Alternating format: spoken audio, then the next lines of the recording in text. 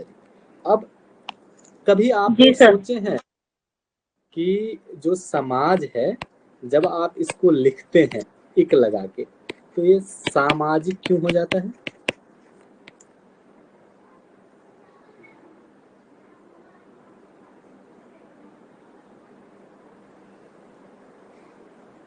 सोचे या ध्यान गया है कभी आपका? सर आवाज कट रही थी। क्या सभी साथियों को आवाज में दिक्कत आ रही है? नहीं नहीं सर। ठीक है। हाँ, हो सकता है। उनके नेटवर्क इशू है। हाँ, कई बार सोचे आप कि क्यों ये ऐसा होता है?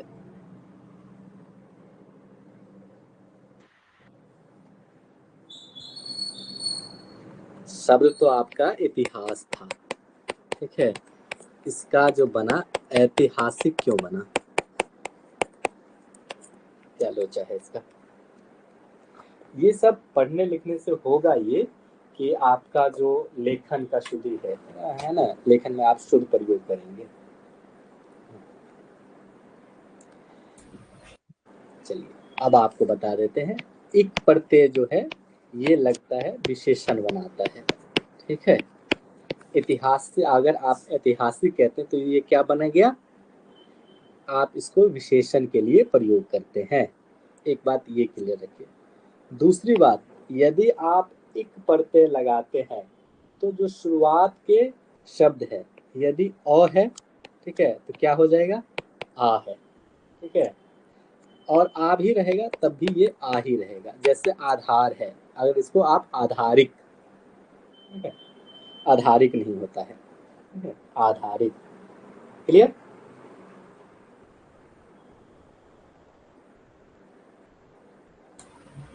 चलिए, दूसरी बात, अगर ई, ठीक है, और ए है, ये शुरुआत में है, तो ये क्या हो जाएगा? जैसे हमने इतिहास का है, तो इसका जो शुरुआत वाला रहेगा, ये ई का क्या हो, तीनों में ऐ हो जाएगा, ए नहीं होगा, ये ध्यान रखिएगा।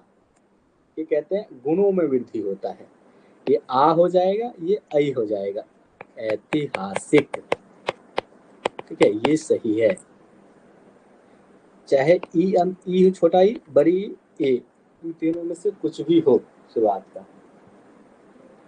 ठीक है।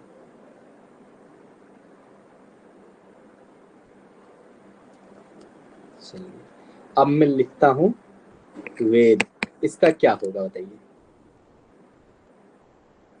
वैदिक। वैदिक। एक मात्रा दो मात्रा ऊपर? दो और मात्रा। और नियम समझ गए आप? प्रयोग तो आप लोग करते ही होंगे, लेकिन इसका नियम आप समझ गए, ठीक है, दो मात्रा के। क्लियर है ये? और ये होता, एक तीसरी बात, इसका तीसरा शर्त ये है कि ओ हो, ऊ, ऊ और ओ हो। अब इन तीनों परिस्थिति में जो इसका शब्द बनेगा, ये औ बन जाएगा। जैसे अब मैं कहता हूं उपनिवेश, इसका आप विशेषण बनाइएगा तो क्या बनेगा? औपनिवेशिक। उपनिवेश। क्लियर? अब आप मुझे पुराण का बना के दिखाइए, क्या होगा इसका? पौराणिक। पौराणिक। अब तो आप लोग मिस्टेक ना कीजिएगा लिखन में, यानी इक वाला जो शब्द लास्ट में आएगा तो ये क्या होगा? आ, ऐ और औ का होगा। क्लियर? और ये दो शब्दों के साथ होगा, एक तो इक वाले प्रतीक में और एक य वाले प्रतीक, ठीक है। अब आप एक शब्द य वाले प्रत्यय जहां लगेगा वहां सेम यही रूल फॉलो होगा। हाँ कहिए। लगेगा जो, ठीक है, अगर कोई शब्द के शुरुआत में, प्रारंभ में अ है और आ है, और उस शब्द में आप इक लगाते हैं, तो उसका जो जो शुरुआत आरंभ वाला वर्ण है वो आ हो जाएगा, ठीक है।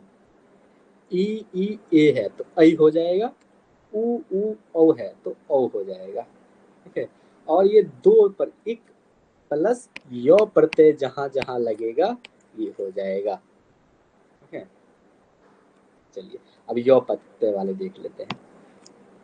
शब्द है सूर, अब आप इसमें य प्रत्यय लगाइए, क्या होगा इसका?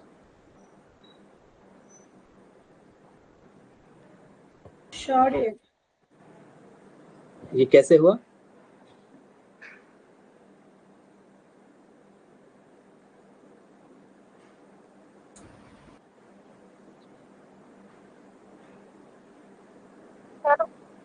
दीर्घ उकार है तो अ हो गया, और उसके आगे का नहीं पता सर। ये ऊ है तो इसका क्या हो जाएगा? औ हो जाएगा। ठीक है, तो ये शौर्य। ठीक है, र आधा हो जाता है, ये अंतिम वाला आधा हो जाएगा। सुंदरता क्या क्या बनेगा बताइए? सुंदर, सौंदर्य, सौंदर्य। वो है सौंदर्य। आ रहा है समझ में आप लोगों को? छोटी क्या? छोटी या बड़ी ऊ दोनों अ हो जाएगा। छोटी ऊ, बड़ी ऊ, इसके साथ ही ओ भी रहे तो ओ होगा। तीन कंडीशन है देखिए, छोटी ऊ, बड़ी ऊ, ओ, ये तीनों कंडीशन में ये ओ ही होगा। ठीक है? इस वाले में छोटी ई, बड़ी ई और ए तो ऐ ही होगा। ठीक है, सीधा सीधा सरल सा नियम है।